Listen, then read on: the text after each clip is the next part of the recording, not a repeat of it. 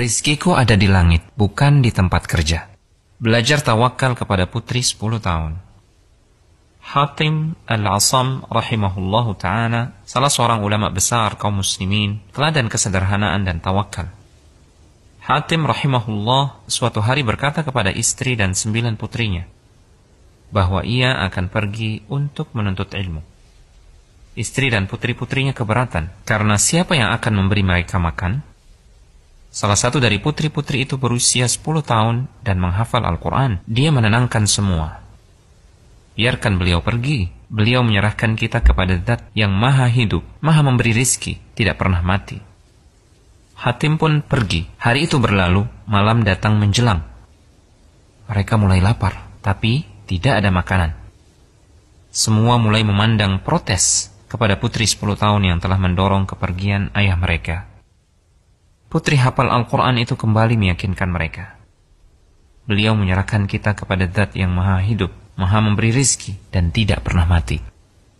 Dalam suasana seperti itu, pintu rumah mereka diketuk.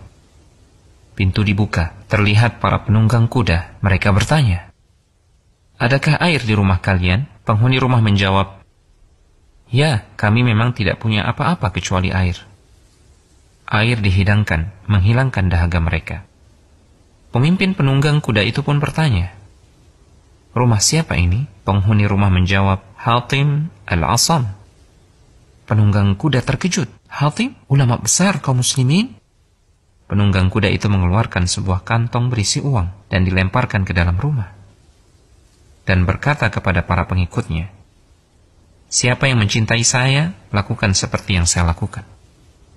Para penunggang kuda lainnya pun melemparkan kantong-kantong mereka yang berisi uang. Sampai pintu rumah sulit ditutup karena banyaknya kantong-kantong uang. Mereka kemudian pergi. Tahukah antum siapa pemimpin penunggang kuda itu? Ternyata dia adalah Abu Ja'far Al-Mansur, Amirul Mukminin. Kini giliran putri 10 tahun yang telah hafal Al-Quran itu memandangi ibu dan saudari-saudarinya. Dia memberikan pelajaran akidah yang sangat mahal sambil menangis. Dia berkata, "Jika satu pandangan makhluk bisa mencukupi kita, maka bagaimana jika yang memandang kita adalah Al-Khaliq? Terima kasih nak, kau telah mengingat kami yang dominasi kegelisahannya hanya urusan dunia. Hingga lupa ada Al-Hayyur Razzaq, hingga lupa jaminannya. Dan di langitlah rizki kalian, bukan di pekerjaan, bukan di bank, bukan di kebun, bukan di toko, tapi di langit. Hingga kami lupa tugas besar akhirat. Duhai Allah, janganlah engkau menjadikan dunia sebagai kegundahan terbesar kami."